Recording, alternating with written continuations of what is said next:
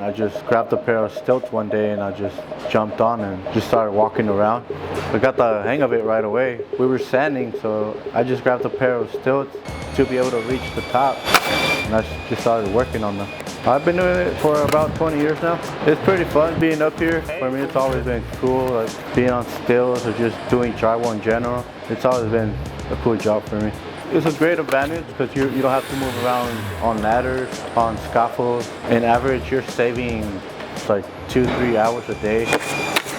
You just gotta walk straight, keep your balance, lift your legs, lift your knees. If you're not used to it, it feels heavy. You do get tired at the end of the day, so it feels pretty good taking them off.